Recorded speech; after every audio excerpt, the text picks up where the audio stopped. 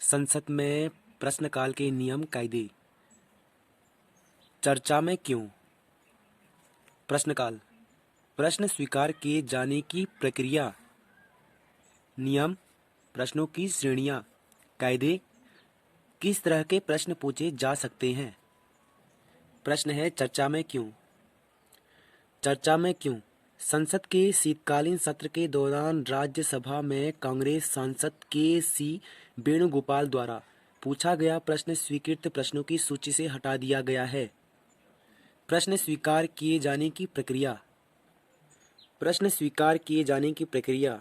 दोनों सदनों में निर्वाचित सदस्यों को विभिन्न मंत्रालयों और विभागों से प्रश्नों के रूप में जानकारी प्राप्त करने का अधिकार होता है। ये प्रश्न तारांकित, अतारांकित, अल्प सूचना और निजी सदस्यों से प्रश्न के रूप में पूछे जाते हैं।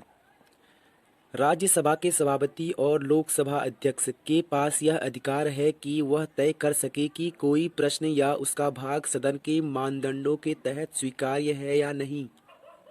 आमतौर पर सांसदों के प्रश्न की एक लंबी सूची होती है जो मंजूरी के लिए एक कठोर प्रक्रिया से गुजरती है। यदि कोई प्रश्न स्वीकार्यता की शर्तों को पूरा करने वाला पाया जाता है तो उसे सचिवालय द्वारा संबंधित मंत्रालय को भेजा जाता है।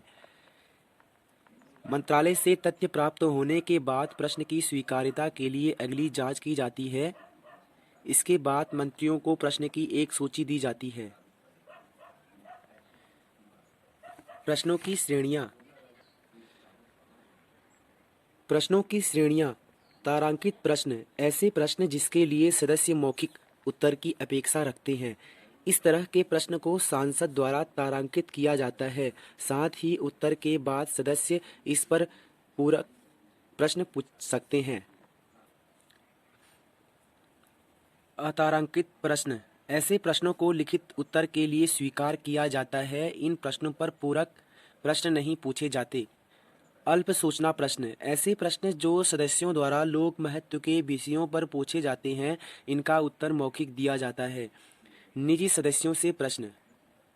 लोकसभा के प्रक्रिया नियमों के नियम 40 और राज्यसभा के नियम 48 के तहत किसी निजी सदस्य से प्रश्न पूछा जा सकता है, बशर्ते प्रश्न उसी विधेयक, संकल्प या अन्य मामलों से संबंधित हो जिसके लिए वह सदस्य स्वयं जिम्मेदार है।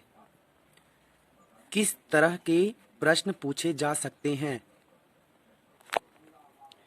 किस तरह के प्रश्न पूछे जा सकते हैं?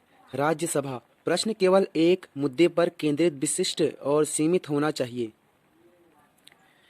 इसमें तर्क, अनुमान, विडंबनापूर्ण अभिव्यक्ति, आरोप प्रत्यारोप और मानहानि बयान शामिल नहीं होने चाहिए।